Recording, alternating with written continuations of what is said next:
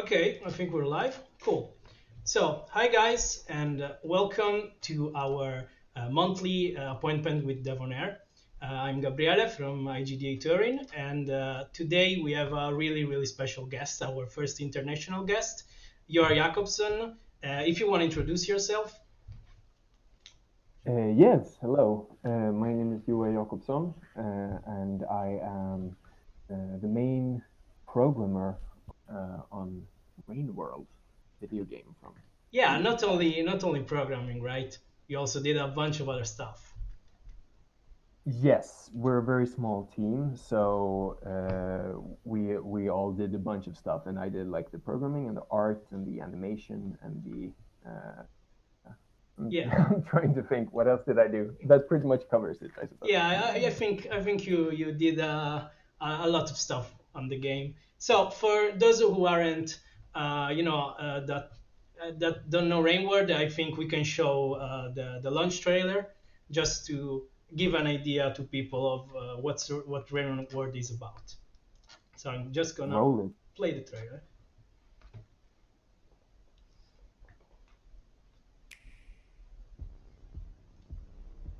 You are alone in a cruel world. You must fight for survival.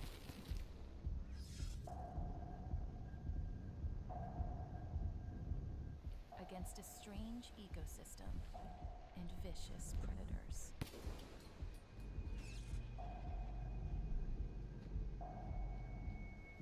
You are trapped in an endless cycle of death, rebirth, and death.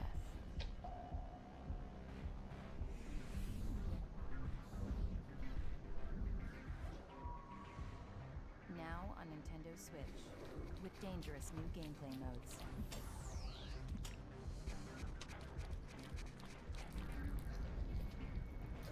And local multiplayer.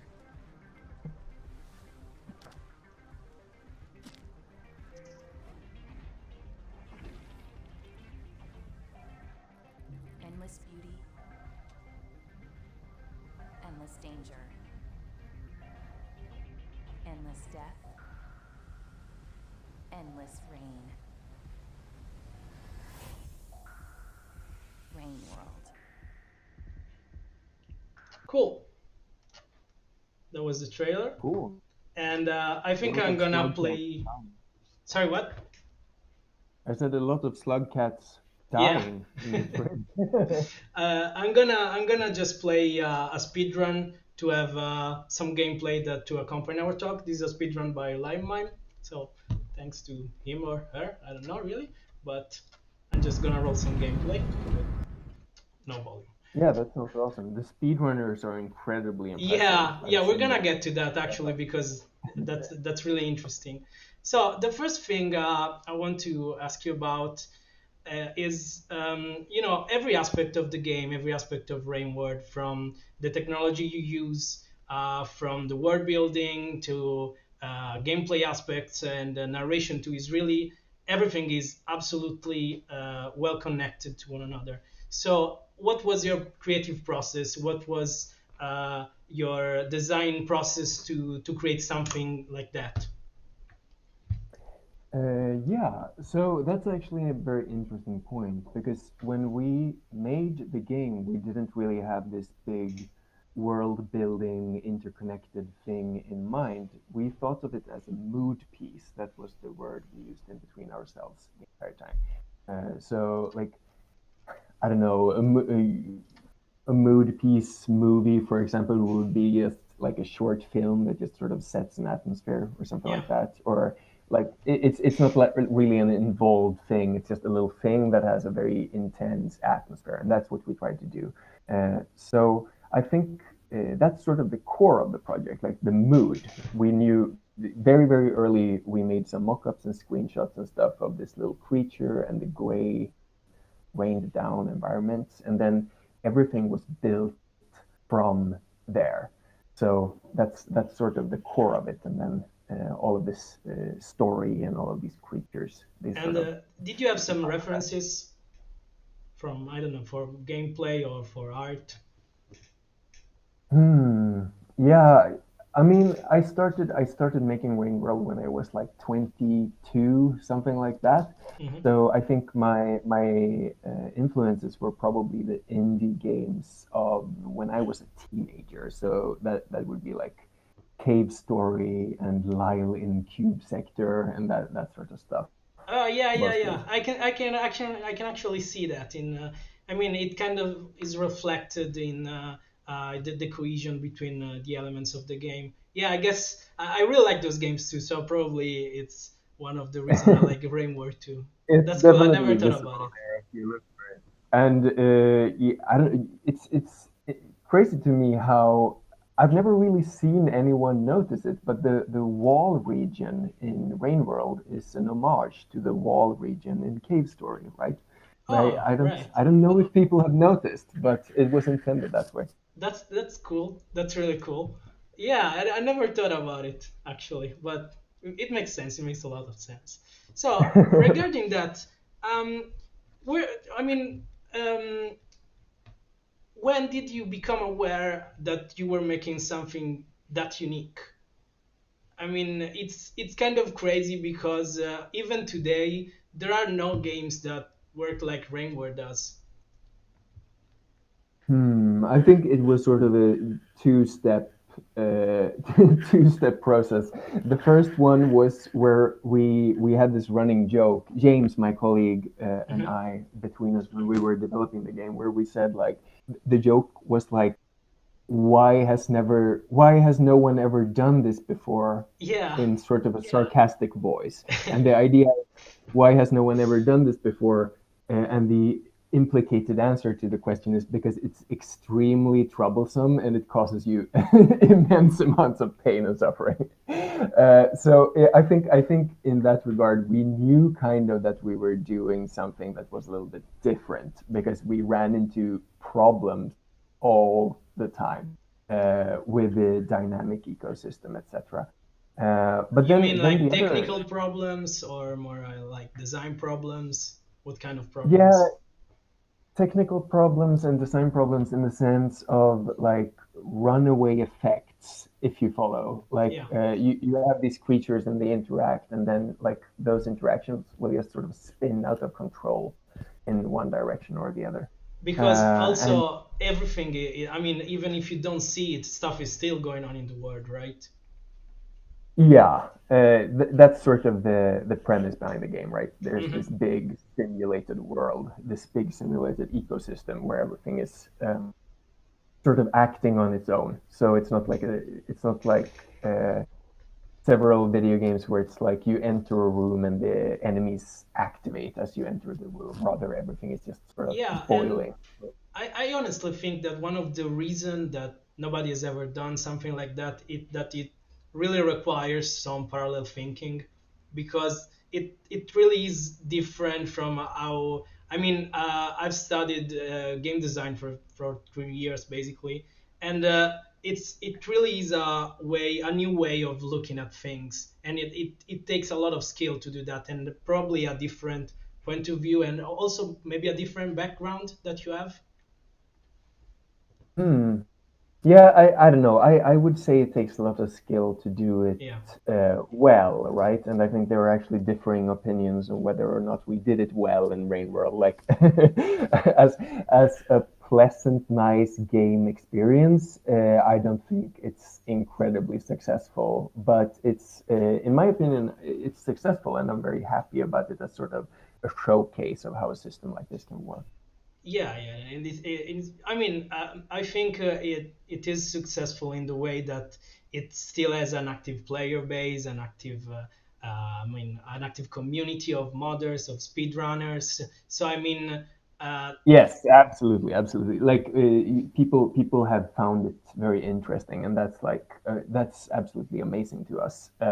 But also, everyone that loves the game is also very much aware that it can be very frustrating at times, yeah, right? yeah, yeah, that's right. Like, That's that's really not. true. And about that, so you took a big risk, I guess, by doing something like this. And so, did you fear at any time that the game was too hard to understand for players? And I mean, something like that. Did you? feel like it was too hard to get into in a way? Uh, so that sort of brings me back a little bit to the previous question, like when did you understand that you made something that wasn't very common, right? Hmm. Because I had very little of those fears and moments of caution while developing it. I was just doing the thing. And then Yeah. when it was released and we got the reviews, that's when I realized, like, oh, okay, this is actually maybe not like games are mostly, right? Yeah. Um, so kind of not, I guess. I was like blissfully ignorant and very Okay. confident in not really knowing uh, how games usually work and what's out there and how people Okay. would react to Okay. the system. That's really cool. So, what about the scope of the game? Like, um, when did you decide how big is what it was going to be? I don't think we ever really decided on that. Okay. It was more James, my colleague. He's extremely productive at sort of making content. Okay. He's a machine. He can just like crank it out, and he did that, and Yeah. he made It's this cool. huge sprawling world, and then Hmm. we sort of just stopped when we had enough. Is how I would describe it. We stopped when we had more than enough, maybe. And that's cool. And about the difficulty of the game and how hard it is, um, I'm actually really curious about if you think that making the game more accessible would somehow ruin the experience or something like that. Yeah, that's an interesting question. I think one thing that's very important to point out, which also relates back to my previous answer, right, is that when making the game, nowhere ever did I think of it as making a difficult game. I never did the idea cross my mind that I was making a difficult game. And then when the game was released, that sort of became very much its identity, right? And now it's Yeah. like, uh, I don't know, maybe it even has one of those tags on Steam, like difficult or Yeah. something like that. Yeah, I But guess. that's never how I thought of it. I thought of it as like a simulation, and what was most important to me was the idea that the player is just another creature. There's no special cases for the player. The player is treated by the world in the same way as every other creature is treated by the world. Um, so Yeah, it was that's not interesting. intended as a difficult game. It was just intended as the simulation experience. And Okay. if it was less difficult, that would be perfectly fine. But the one thing I would like to preserve is the simulation experience, right? Where it's like uh, it's not a world that revolves around the player, but instead it's a world that the player is introduced to, and the player is just uh, treated the same way as all the other creatures. Like no special exceptions, no special treatment. Does So that answer the question? yeah, yeah, it does. It really does. So you maybe, I mean, you think that everything that is gamey, we can say, comes after the simulation and how the world works. It's just a consequence. Yeah, exactly. Like Okay. we sort of didn't set out to make a game first and foremost. It was more like here's this world, and you have to eat and you have to sleep, and that game mechanics sort of arise from that, right? That's cool. That's a really, I mean, that's a really different process from what you would usually do, I guess. So I think that that's really good. So about since we're talking about the design of the game, one thing that I really want to ask you, I'm really personally curious about it, is the reasoning behind the karma system and the cycles, because I mean it seems weird for the kind of game it is to This have is the something like that. controversial topic, right? The Yeah, it is. controversial Rainworld topic. So the karma system, basically, what we wanted to do was we wanted to create a survival game, I guess, where and we wanted this experience of like living in a shelter and going out and finding food and then going back to the shelter. What we noticed when we started making this world and like connecting it up was that the default way to play that everyone, including ourselves, would play if we were allowed to was Mm. just to sort of set the direction and just like sprint into the world. Just go as far as you can, right? Yeah. Um, so the rain timer is 10 minutes or whatever, and it just becomes a race. Like go, go, go as far as you can, and you just go like deep into some territory which you're not ready for, and you're like lucky if you just die and respawn back where you were, and if you're unlucky, you manage to find a save point, and now you're stuck deep in somewhere Hmm. that you're not ready for. Um, so the karma system was basically this idea where like, okay, what do the player want? They want to see more environments, they want to see more content. What do an animal want? An animal want to eat food and survive. And the karma system was intended to tie the player character, the animal's motivation, together with the player's motivation. Because basically, what the karma system is saying, right, is if you don't eat and sleep and survive, then you don't get to see the next region. So it sort of collapses these two things together in a quite brutal way. And I'm aware that many people have differing opinions about Yeah, it. I mean, it kind of is a way to test the player skills. So I mean, it is really punishing, but it's a way of saying like you can go to this new area if you have the skill to do it. So so yeah.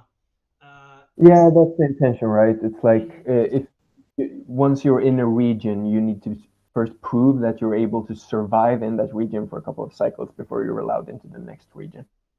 Yeah. And also the intention was we never wanted a situation where it's like, okay, I didn't get where I wanted to go, or I didn't do what I wanted to do, so I might as well die, and you just jump off a cliff because we didn't feel that's like then you're not inhabiting the player character, right? When you're doing that. So we created this system where like whatever happens, you always want to survive. That's your first priority. And it became quite punishing. Yes. Okay. So okay, you were like you wanted to give to the players the perspective of the animal and to obtain like a complete immersion, I guess. Yeah, exactly. I think it always becomes weird when the player character's motivation and the player's motivation drift apart, right? Yeah. So the player character wants one thing, but the player wants to just jump the player character off the closest cliff because they want to die and reset to their Yeah. latest spawn or whatever. That sort of doesn't make sense. And in Rainworld, it was very important for us that you always felt like you're in the player character, and the karma system is there to uh, actually punish death because you're never supposed to want to die. And that did become a punishing system indeed. But I hope it was somewhat successful at doing that thing it set out to do. Yeah, one thing that since I replayed the game recently to prepare for this talk, I guess, and one thing I really tend to do is to restart the game a bunch, like to just to since I know I can get there in this time, in these many Yeah. cycles, Yeah. I do that a lot, I guess. But Yeah, and that's the sort of stuff, right? That we kind of tried to dissuade, but we couldn't catch all of the cases, right? So there's yeah, still a little bit of that in there somewhere. But I think at least save scumming is a little bit difficult in Rainworld, right? yeah, it really is. But so I mean, from what I mean, from what you can see from the Steam reviews and the generally consensus of the community is that people you usually love the game, put like even hundreds of hours into it, and then there's people that just like start playing and drop the game after 10 minutes, 20 minutes because of how hard it is. And I guess it's kind of I mean, you have to get used to the movement too because of how different it is from the usual stuff we play. And Yeah. yeah, so regarding the movement, what I want to ask is all the advanced movement techniques and stuff you can do with the slug cut, are those intended or are those like a result of how the physics work in the game? It's a little bit of both, right? Yeah, Like some things are very much intendedly put in there. So you have this thing, for example, where you can jump, and if you tap jump exactly when you're on top of a horizontal pole, the slug cat will do like a little ninja jump yeah, on the pole, stuff like that. And that's very much me going in there and like if else, what's the x coordinate, what's the y coordinates, like making that happen. But then on the other hand, there's also just the physics engine doing its thing. So that you it, wrote it yourself varies. actually. Yes, it's a very, very simple little physics engine that I wrote That's really cool. I would have no idea how to do that. myself. You can check out the TIG source thread. There's actually an instruction there for how to Oh, do it. cool. And so yeah, since I mean, let's talk a little bit about the world and the creature and so on. One thing that I'm really curious about is since you described the artificial intelligence of the game as emergent, because Yeah. because I mean it takes decision based of the environment of what the player is doing. So how do you balance a system like that? With much difficulty, and this sort of comes into the thing where uh, this comes into the thing we talked about earlier, right? Where like why aren't people doing this? This is one of the reasons. Like it becomes very, very difficult to balance a system where all the creatures interact with all the creatures and the creatures can go wherever they want, etc., etc. Um, I think a lot of it came down to James's. Basically, I did the programming and James created the world. So James placed the creatures in the world and decided where they would spawn, kind of, and I did their AI. So it was sort of a joint effort between us there. But yes, that's very much one of the most difficult things about building a system like. Did you, I mean, were you actually prepared for the task, or I mean, it took you by surprise during development that it was that hard? I wasn't prepared for any of it. I had never Okay, made a video game before, and I was a graphic design student, and I was winging it the entire time. I think that's probably part of why it worked, because I didn't understand that it shouldn't. okay, yeah. So you had that kind of approach. I mean, that's cool. And how did you approach programming, by the way? It's a really weird. I mean, working with artists, it seems like two really different, distant words. So I mean, I'm really curious about how did you get into programming and the reasoning behind that. So I would say I'm sort of coming at programming from an artist's perspective, right? Hmm. Because I was never really interested in programming by itself or creating efficient solutions, etc., etc. I was always interested in expressing art ideas, Hmm. and then programming was just a tool to make that happen.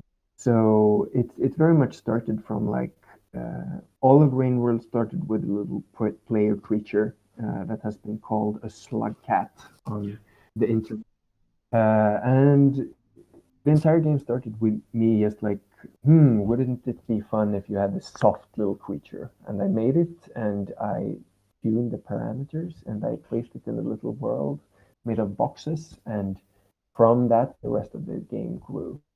But all of the programming comes from an art-oriented perspective, if you get me. Yeah, I get you, and I'm kind of jealous. But not only that, I mean, I'm a programmer, and I still have no idea how you could do all of the stuff that's in the game. Honestly, from a programming point of view, it's really crazy how you managed to get into something like procedural animation that it was. I mean, in the game came out. I mean, you started working in 2011, right? Yeah, I think the very, very first prototype was probably started about then. Yeah. Yeah. And why? So I mean, procedural animation are becoming more of a standard now, but back then it was really something new. So how did you find them? How did you research them and put them into your game? Um, yeah, so I think once again the answer is sort of similar as to what I said earlier. It's not really that I set out to do procedural animation. Hmm. I wasn't really aware that procedural animation was a thing. It was more just, okay, here's the creature. How do I put a leg on it? And then I figure out a way to put a leg on it. It needs arms. How do I do that? It makes sense if the arm is a sprite and it rotates to a position that is the hand, and the hand moves around this way or that. So uh, it is procedural animation, but uh, it was never really intended as such. I guess it was just Okay. more my way of getting graphics on the screen. And that's really cool because I mean the final effect of the game, the final look of the game is something that it's absolutely unique to Rainworld, and I guess you can achieve something like that only if you have that kind of perspective, which is great. Yeah, I think it's always interesting when people come at stuff like this from a little bit of a different angle, right? Like one of my favorite games is Dwarf Fortress, for example, Yeah, and that's very much not like a person or a game development studio sitting down and figuring out how to make this game and how to design it and what will it look like, etc. It's just a person with a computer getting started and getting in there, right? And I really like that approach, and I really like uh, the stuff that oftentimes comes out of that approach. So I try to do that myself. yeah. So you just put one brick at a time, I guess, which is great. But maybe some of the problems you can face later is that I don't know something about the scope or something that maybe you made a lot of time ago that doesn't work anymore, something like that. So it has its pros and cons, I guess. Yeah, very much. It's very easy to build sort of a not very robust, like ramshackle system if you just start, right? If you plan out your process better, you get a way more solid system, and I Yeah. think there's a lot to say for that. Absolutely. But I think the sort of creative joy that comes out of just getting started and then going is definitely worth something. And even though it's more difficult, it's oftentimes possible to go in later and try to like structure it up a little. So I guess what I would say to people is just like don't be scared of starting your thing immediately. That I think that's very important. Just do it. That's a really good advice. Yeah. I mean, it's kind of hard to do maybe in this new indie landscape, which is becoming bigger and bigger. But yeah, absolutely. And Yeah, it is. But I think there's probably something because today there are so many indie games, so it's difficult to stand out, right? yeah, But I actually think that if you just get started with your weird idea, you will probably stand out more than if you try to plan extremely meticulously and like try to meet the demand or something like that. yeah, because Because I think yeah, go on, sorry. No, I think I was gonna say the same thing you were. Basically, people are interested in those weird and unique ideas, and those will always stand out against the rest. Yeah, I guess But I, maybe games made in that way, in a more planned out way, can sometimes become like soulless, maybe, and you feel that by playing them. yeah, there's a risk of something like that, right? But on the other hand, they can also become infinitely more competent than. Yeah. So there's pros and cons to both for sure. Well, I guess it's really similar to having a kind of naive and sort of indie approach to cinema. It's really close to that too. Like Yeah, just do stuff. just do it. Just Yeah, do stuff. yeah, I agree. That's so. Are you still working that way? Yeah. I mean, yeah, I would say I am. Like, it's just me at my computer, like doing stuff. So yeah, to a degree. I think it's a little bit difficult though to you can never do that the first time again, if you get me. So that is a difference. Like I think your first kind of project will always be the most naive and uh, just sort of throwing yourself at it with abandon that you can do, because the next time around you will be more experienced, and that will change it a little bit. So But I try to channel that energy. yeah, yeah, yeah. I mean, I'm really curious about what you're gonna do in the future, but we're gonna talk about it a little bit later. Uh, and a thing that I really want to ask you is, um, I mean, you have these characters in these games. We have the scavenger. There are maybe the best example of how the AI works, of what the AI can do in the game. And the thing that I want to ask you is, how do they make decisions? Because they seem to have a really uh, a really good understanding of their surrounding, or even their relationship with the slug cat, because you can be friends with them. And so, how do in from a technical point of view, how do they decide what's best? Yeah, the scavengers were a big project that took me like 2 months or something just doing the scavengers. Their decision making process is the same as every other creature in the game, and that is a pretty simple approach basically, where the AI in the game is constructed out of modules, and each module will track a specific behavior. So a module will be, for example, a fleeing module, say. And what a fleeing module will do is it will track all the dangerous creatures that the creature is aware of, where those dangerous creatures are, Hmm. and then it will track an urgency parameter, like how much do I feel I need to flee in this very moment, which is just a floating point number between 0 and 1. And all the other modules work the same way. They track a little bit of data about what they are doing. Like maybe there's a hunting module, for example. Okay. It tracks all the creatures that are nearby that might be potential prey. And then it has an urgency parameter, which is how much do I want to go into hunt mode and eat, right? And then say a creature has like 5 of these modules. Basically, what the AI does is it just compares the urgency of all of them, and then it picks the one that is most urgent, and it goes into that behavior with a little bit of bias towards staying in the same behavior as where it currently is. So you don't get like flicker where it goes like back forth, back forth. Uh, Yeah. between two different behaviors.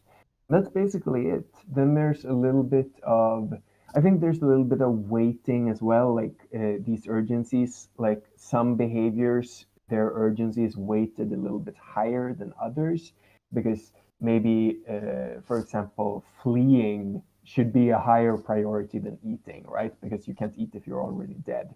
So you bump up the urgency score of fleeing with like a fact, and that's basically it. So it's just one urgency score per each module, and then it does whatever behavior corresponds to the highest score. Okay. That was quite technical, but I hope it answers the question. Yeah, yeah. No, I was actually looking for a technical answer. That's great. And regarding that, I mean, so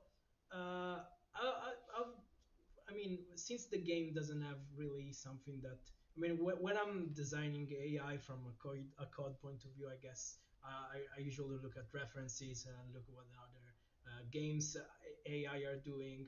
But uh, you really didn't have that when you were making the game. So I mean, how do you approach like you approach something like that by saying, I guess. I really need this behavior, and so you really thought about it like um, how a creature would behave, I guess, something like that. Yeah, once again, it comes down to the simulation aspect of the game, right? Like the as is perhaps a little bit evident sometimes, the goal behind the creatures and how they behave isn't really what would be the most fun gameplay experience. It's rather what would make sense for this creature. How can it get food? How can it keep itself alive, etc., etc.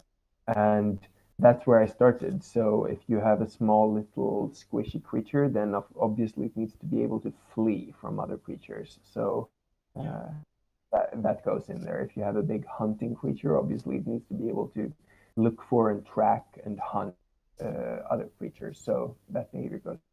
And then I kept it kind of modular. I had these modules I talked about earlier, and okay, actually the same module could be used for many different creatures. So every creature that would hunt anything could just employ the hunting module, and then that sort of generalized things a little bit, made it. okay. I'm gonna ask you. We have some questions from chat. The first one is there any relation and inspiration between the concept of this game and the Finnish book, The Moomins and the Great Flood? The characters' designs remind me of Slugcut, also the rain thing. Yeah, Uh, all right. Yeah, I mean, I'm Swedish, and the Moomin books are actually written in Swedish originally. They are from Finland, but they're written in Swedish. And I grew up on those books, so it would not be surprising if I was influenced by that. Not at all. okay. it's not like a direct influence. It's not that I tried to do that book or something like that, but it's definitely part of my repertoire. Yes.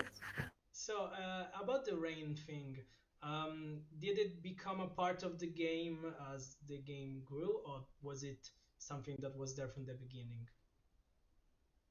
It was not there from the beginning, but it was there very early. Okay, So in the very, very beginning, it was just the Slugcat character in like a room made of boxes jumping around and me trying to figure out what the game should be.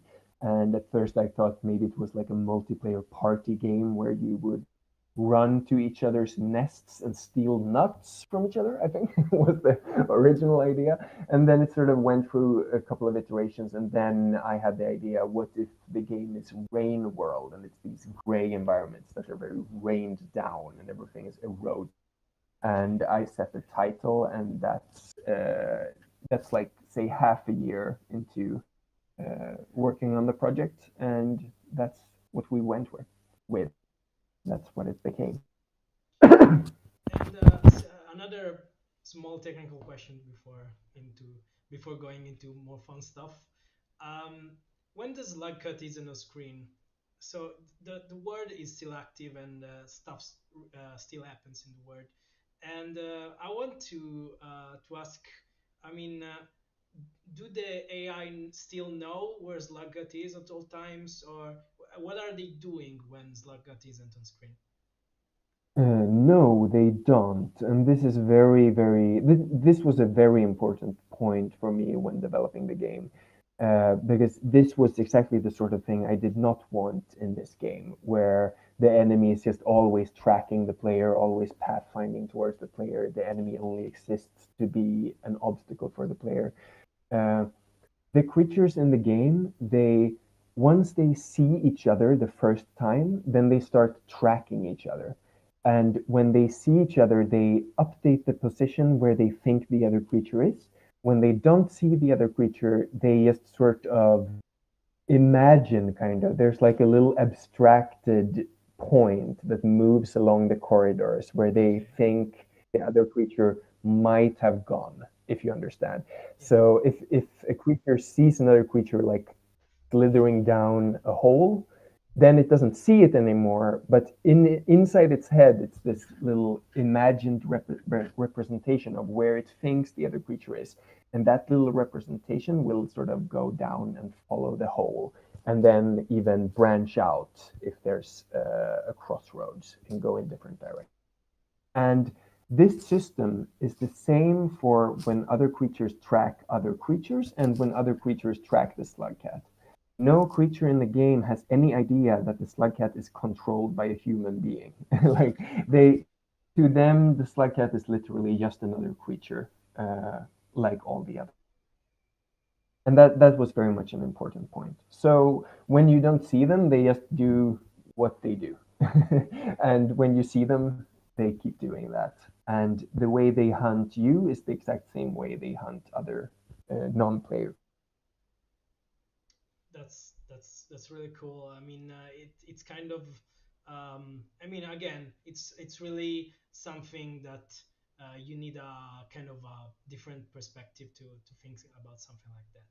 But I mean, that's a really cool approach. And yeah, so we have some other question from the chat. First of all, uh, what do you think are the skills that an illustrator should have to explore the industry? Hmm. I mean, I can only sort of come from my own angle, right? And I was a teenager. I was drawing a lot. I was considering becoming an illustrator.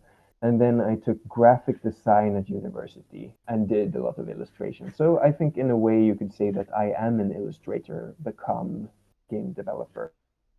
And uh, my approach was that I just decided to not be scared of the computery part of it, right? I was like, how hard can it be to make something move around? How hard can it be to make some pixels change colors? And then I could sort of use my Illustrator skills to make video games. So that's sort of one part, right? Or one approach. You are an illustrator and you become a video game maker that is a little bit programmer, a little bit illustrator, a little bit between.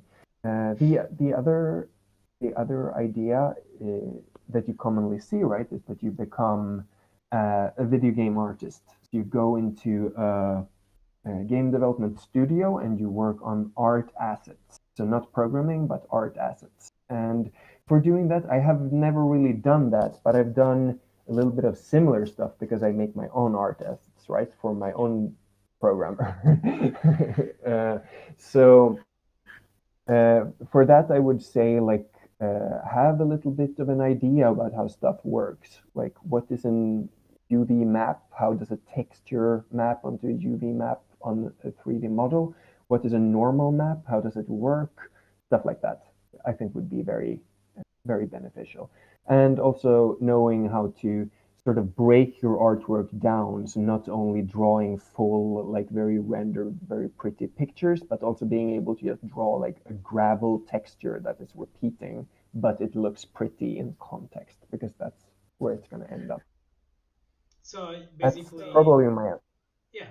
So basically, you, I mean, people should really have basic understanding of what all the competencies are. I mean, even if you're an artist, if you're making video games, it's really important to have an idea of how texture works, how the engine works in a way, I guess. I mean, I should say I have never worked for a video game studio that has an art department and a programming department, so I don't know. But I would absolutely say that it would definitely not be not useful to know a little bit about. aspects as well. If you're an illustrator or an artist wanting to get into, and I think honestly, if you're an illustrator, I think a good place to start would be to learn to do a little bit of 3D modeling, right? Because then you basically learn everything about UV maps and vertices, etc. So maybe that's my tip. Cool. Pick up Blender. Yeah, Yep. yeah. Blender is the best 3D program, and it's free and open source. It absolutely is. Yeah. Um, Another question is how you should deal with coworkers with different backgrounds and skill and ideas, and how do you understand each other about what should be done? So I don't know if it really is the right question for you, since I mean your team is really small, but yeah. Yeah, our team is very, very small. We were four people working on the game, Mhm. but me and my colleague James, we were like working full time for the entire. And we occasionally we had slightly different perspectives, but and occasionally there was a little bit of a disagreement about one mechanic or one little thing or another. But we sort of sorted it out, and I think we did that because we had the we had a very common vision. We knew what we wanted the project, and that helped so much. And like there would be literally months without ever discussing anything at all because we both just knew what we wanted to do. Really, months? So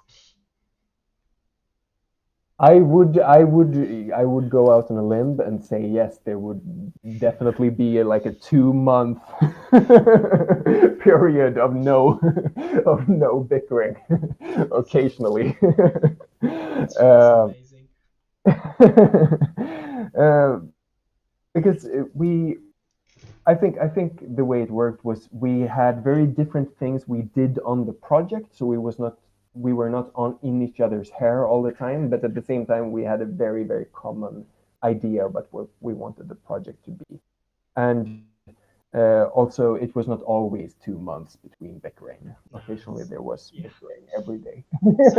So is it? But if you have the same end goal, I think can always Yeah, but I guess the end goal guess it can be different from the vision, so that can, you know, sometimes create yeah. some problems. So you really It's have the definitely. you really have the same vision for the game. I think so. Like I can't look into his mind, right? But it always felt like whenever we were discussing something, we were sort of yes, yes, that way, that way. That's how we're gonna.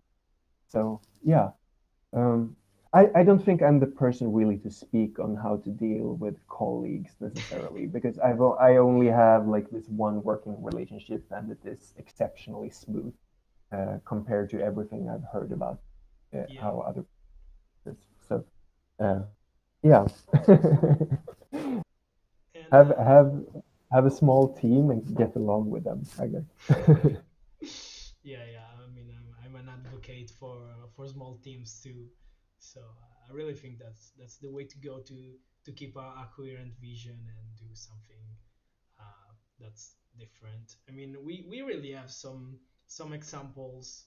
A game that I really see sometimes being compared to Rainworld is Hollow Knight, uh, which Yes, I guess it is kind of similar in the way, uh, I mean, in the way that everything is connected to one another and now everything talks in a way to other elements of the game. And yeah, so I think you were kind of a predecessor of of really great games that came after, and that's amazing. I don't know. I wouldn't say that Hollow Knight is so similar to Rainworld. I would say Hollow Knight is sort of the ultimate of the Metroidvania genre, in my Yeah, opinion. yeah, do you consider Rainworld or Metroidvania? Uh, Not really, right? Because very much a part of the Metroidvania is getting the upgrades Yeah, that allow you to move further. In Rainworld, there are no upgrades really, so it's sort of a Metroidvania adjacent game. yeah, I because suppose. of But how the map work, I guess. You have these the what? about how the map works. It's kind of similar. Uh, Yeah, but that's just a big map that you can move around, right? yeah, yeah, So yeah, yeah, I don't know. It's an interesting question. no, I didn't mean that the game was similar to Hollow Knight from a design point of view.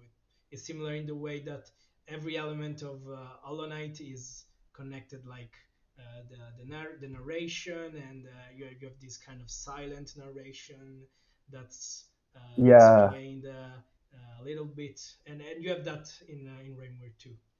And yeah, that's definitely true. I think Hollow Knight to me is a difficult comparison because Hollow Knight is so incredibly smooth and pleasant, and Rainworld is like this really, really frustrating, obnoxious experience. But yeah, I can see the parallel there for sure. Yeah, I wouldn't describe it as obnoxious. It's it's something different that you have to get into, but it really works when you connect to the game. And At its best, it's pretty cool, but at its worst, it's very, very frustrating. It's highs and lows with Rainworld, yeah, yeah, but in my opinion.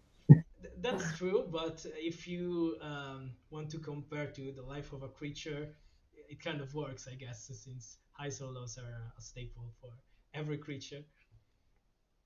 Yeah, that's our intention, right? That it should sort of be a metaphor for Yeah, natural life. In that way. Absolutely. yeah, it really works from that point of view. So regarding the community, since the game has a really active and alive community of modders and speedrunners, what do you think are the key factors uh, that made Rainward to have such an alive community?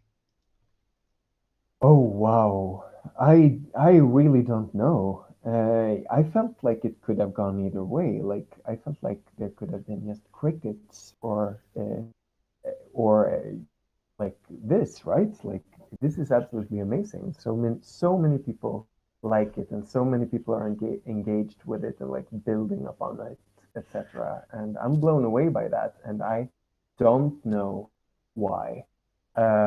One thing that's very interesting to me is that in the game, right, we have these characters that are called the iterators, Yeah, and they are a huge computer, and they are sort of fronted or represented by this little, it's almost like a hand puppet, right? It's like a little puppet on an arm. yeah, yeah, And I put that in there, and there's two of them. And I've seen since how people have made like entire sprawling universes and casts of like their own original iterator characters. And that it never in the world would I have been able to predict that. well, That's absolutely the that's way. true, but in the lore, it is, it is hinted the fact that a lot of these iterators exist. So I guess it comes Yeah, with that. yeah, definitely. But it's just such an obscure thing. Like the game is enormous, and in two little rooms, there's like this tiny little pixel character that has little dot eyes. And the fact that people have been able to take that and run with it and like do all these amazing creative things, that really blows my mind. They are like no more visually complex than like the Super Mario mushroom or something like that, right? They're just a little blob with two little dot eyes, Yeah, and people but really went. I mean, uh, I think that one of the best moment in the game for me, and of the moment that worked best is actually when you meet the first iterator for the first time, because Yeah, which is Moon. Uh, yeah. so I guess it really works because it's the first thing you're not scared of, and it really hits you when like there's like at when you exit, there's like a keeps looking at Moon, and Oh that's really yeah, clever. yeah. It's true. It's sort of the first friendly encounter you have, really, or the first sort of kinship encounter you have in the game. And yeah, it's true. Maybe that struck an emotional chord with people. Yeah. I mean, Uh, it really. I don't know if it's intentional. I guess it is, of course, but it really worked for me. That's really powerful moment of the game. And I think also it's a lot. James's music in that room is very sort of yeah, emotional and evocative. So yeah, that's really high. yeah. And I mean, the lore is great too. It's actually really well written. I think. Thank you. Thank you.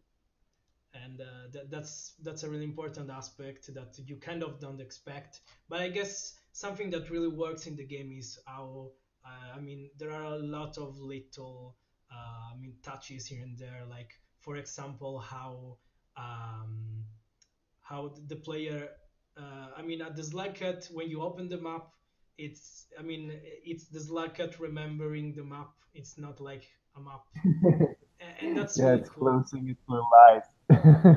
Yeah. And even that, and also for example the fact that you don't have an inventory. I mean you can store things in your stomach and that's it. That's really clever too. Yeah, you have a one slot inventory. Yeah, And if, yeah. that's No, amazing. we want to sort of bring everything very much like down to uh, I don't know, like sometimes in games I feel like it's sort of spiraling away into this super abstract experience where it's like you have inventories and it's a grid and you have a map and there's the map controls and there's like a bunch of buttons and uh, with Rainworld, it was really important to me to sort of bring it back to. I wanted it to almost be like a simulation of atoms, like the stuff you see on the screen. It is all matter. The stuff you see on the screen, it is all there. And like this rock you hold in your hand, it's a rock and it's in your hand and occupying your hand. If you sort of understand what I'm trying to say here, Yeah. like less abstraction and numbers and menus and more just like a simulation of a world where everything is a physical presence. And that's sort of where those design decisions come from. Yeah, and Did I that think make sense, you or what did I just go out in a? and talking about game dev in general, right? And Yeah. what do you think? I mean, we've talked about this a little bit before, but you have a really peculiar approach, half art, half programming, and even design. So, do you think that this approach is applicable in a modern indie team? And I mean, I mean, I guess what are your advices for an indie team and our audiences of a lot of young game devs that want to start and get started? Hmm.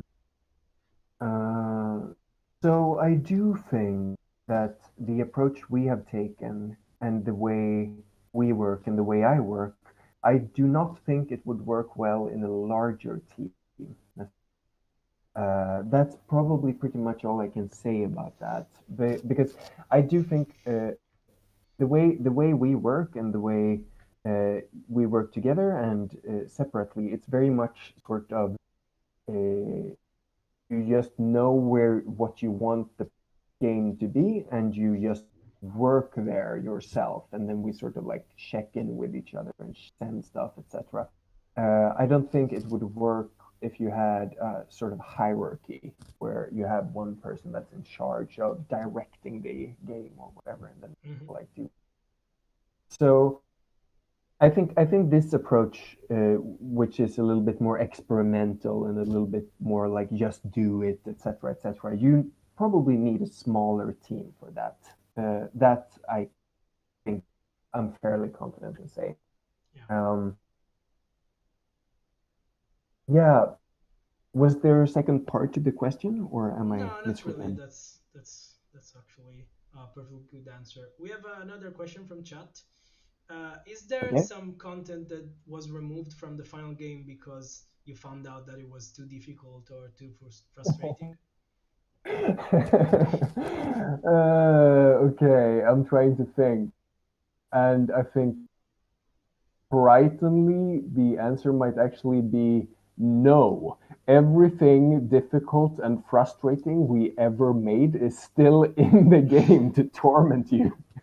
Nothing was curated, nothing was cut. All of the horror is there for you to experience when you fire up Rainworld. There were things that were made and then cut, but not really for the reason of being too difficult. If That's that answers the that's question. cool. Yeah, yeah. And so, what's your favorite creature that you made? Hmm. So right now I'm looking at the lantern mice Yeah. on the stream, right? And I really like the lantern mice. I think they are a good. I think they're a good break from all the horrible stuff because they're sort of like whimsical, right? They're a little Moomin. They have a little bit of a Moomin or a Ghibli feel to them. They're a little like they're soft and a little bit alien, but still cute and yeah, I really like the lantern mice. And for my favorite awful creature, it would be the maggot spitting spider. Yeah, that that's good. that I think is the worst one. That's the most I really like the horrifying. vultures, I think, because Oh yeah, I had a lot of fun with the vultures. Like they switch from being like a monkey that climbs with arms to yeah, like a bird. I had a lot of fun with that. that's really cool, and also the fact that you can steal the mask and all that. It's really cool. Thank you, thank you. So another question we have is, does the grapple worm have two tongues? Two tongues? Sorry. No, the answer to that question is no. The grapple worm has one tongue, and it is like a hollowed out little tube that sits on top of that tongue. And actually, if you look at it, when it's sort of going across its tongue, the outer layer of it is moving in the opposite direction because it's like rolling into itself in order to roll across. I hope that I hope Okay, that that's cool. satisfies. That's that's amazing that you have such a deep understanding. Well, I guess you made, and I'm really curious about that. How did you approach creature design? So always since I was a little kid, I've been sort of drawing strange little creatures. So that's very much sort of my mode of operation. I draw strange little creatures. And with Rainworld, I sort of went at it like that, right? And I had a lot of fun with this idea of a world that has had previously been like super mechanized, and all the creatures are like they have these sort of biomechanical aspects or like bioengineered aspects to Mhm. them, and like maybe they once served some sort of mechanical purpose in this huge machine, whatever. And yeah, I sort of went with it. Also, Ringworld creatures are inspired by graffiti a little bit, graffiti designs. Oftentimes, in graffiti, you have this tag, like the big writing, and then you have like some weird little characters sitting next to it or something like that. And I drew inspiration from that. Yeah, I remember like the first logo of the game being a kind of graffiti-like too. Yeah, and I think in the final version of the game, that's a little bit more subtle, but I hope it's still there. Like the vibe is there a Yeah, little yeah, it is. I mean, you can still see a lot of graffiti and art during the whole game. And did you have, when you created the creatures for the various, um, areas of the world, did you have a food chain in mind? Yeah, I mean a little bit, right? But it's Hmm. not it's not like I sat down to design something that would be nutritionally viable or whatever, Yeah, yeah, right? It's not intended to be like a very very scientific food chain where nutrition comes from the sun and goes into all of these organisms. It's just like sort of a different fun fairy tale environments where it's like, oh, what if there were little mice, and what if there was like a big black lizard that ate them and stuff. Yeah, It's supposed to that's. be whimsical rather than. Mhm. I mean, it works. It works really, really good. I mean, it gives me the idea of having a really well thought out food chain in the game, and I don't know. That's. I mean, the design of the game works really well with that. And another question we have is, what are your thoughts on all the incredible Rainworld mods? Are there any that particularly stand out to you? Oh yeah, they're amazing. Like uh, I've honestly been completely blown away. And to me, I think what really stands out to me is like the people just make their own region, and they have custom art assets that look much better than what we could make. They have like they make their own creatures that fit into the world and have working AI and all of this. And from what I understand, they do this stuff with some incredibly uh, compared to just having the C# project in Visual Studio, their tools are incredibly limited. They have to go in there, like edit and recompile and edit and recompile, and that is incredibly impressive to me. I can't even imagine, because it was super hard to do when you had the source code and when you had written the source code yourself. So I can't even imagine what uh, it would be to like make a new creature in Yeah, I with guess those. it is really it really means that the game is really liked and well understood, at least by by some people that really love the Yeah, game. yeah, and that's awesome. That's absolutely awesome. Yeah, that's I mean that's something that cannot be said for most games, and I think it's what makes Rainworld really special. And another thing, since I mean we're closing down, but um, so if you have some questions in the chat, please, I mean, type them now. And one thing that I want to ask you is, can you tell us a little bit about what you're working on, and what can we expect from Video Call for the future? Yes, I can't really tell you much. I'm sorry to say, but I can tell you that it is three-dimensional. It's a 3D game.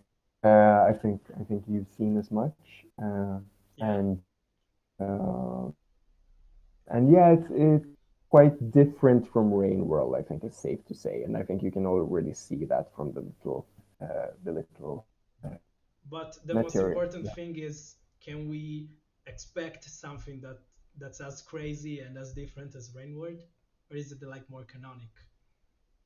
I mean, I hope it will be interesting in its own way, right? Sure. Maybe it won't be interesting in exactly the same ways as Rainworld is, but hopefully it will instead be interesting in other ways.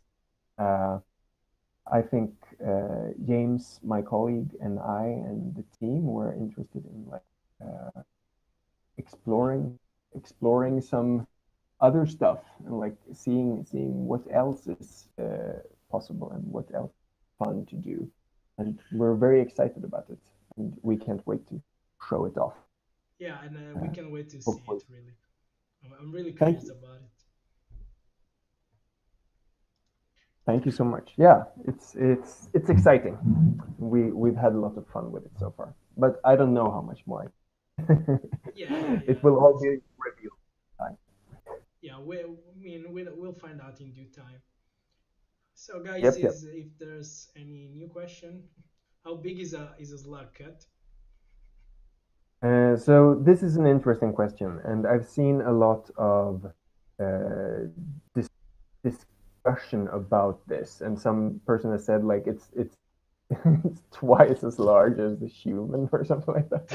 And I don't know how to react to that. I think it's very much the point. Like early on when we made the game, we actually put some sort of doors and like industrial catwalks with railings and stuff like that into the game, like human objects, right? Yeah, And then you saw the slug cat next to those, and it just felt sort of weird because it like brought everything into this human reality where you could very much tell how big everything was, etc., etc. So we very deliberately went away from that, and we used only art assets that are these weird abstract, right? It looks sort of like something industrial, but it looks like nothing from the real world necessarily. And that is to keep it ambiguous because this is a world, this is another world. And how big a slugcat is compared to a human is not really relevant because there are no humans. What's relevant is how big is a slugcat compared to a lizard, how big is a slugcat compared to a bat fly, right? Yeah, yeah, yeah, It only has a relative size to the other creatures in the world. That's my answer. that's cool. That's really interesting actually. And we have a little bit of a technical question. When Slugcat is swinging around and balancing on poles, is the balance Ah. physically simulated or is it animated? It is physically simulated. So the way Slugget works is that it's basically composed out of two different chunks. I call in the code I call them chunks. Hmm. So they are two different points that each have a position and a velocity. And the Slugcat is composed of its lower body and its upper body. And when the Slugcat is in standing up mode, then basically what I do is the upper chunk is pulled upwards and the lower chunk is pulled down. That makes the slugget like want to write itself. But other than that, the physics engine is free to do its thing. Okay, okay, that makes a lot of sense, and it's still really really cool to know and to be able to have an in-depth look at something like that, at least from my point of view. But I hope, I mean, everything we talked about was interesting for our listeners too, of course. And I do hope. yeah, yeah, I mean, you've been great. You answered really some really in-depth stuff, and Thank you and for having me. thank you for accepting and for being our first international guest. Come to Italy when all this pandemic stuff is over. Yeah, I definitely will try to travel a bit more once this is over. It's been very boring for everyone in the world, I think. I hope it's over sooner rather. That's cool. And so thank you guys for listening, and please join our Discord. You can find it uh, on the description of the channel, and we are on Twitter and Facebook and Instagram too. And join the Discord, and if you want, you can even subscribe to the chapter and have a lot of benefits in the future. So we will also host more talks. The next few ones are gonna be in Italian probably, but we're definitely gonna have some international speakers too soon. So please stay tuned. And yeah, is there something else you wanna say, Yor? No, I think that's it from me. I'm very honored to be here, and thank you for having me. Thank And you.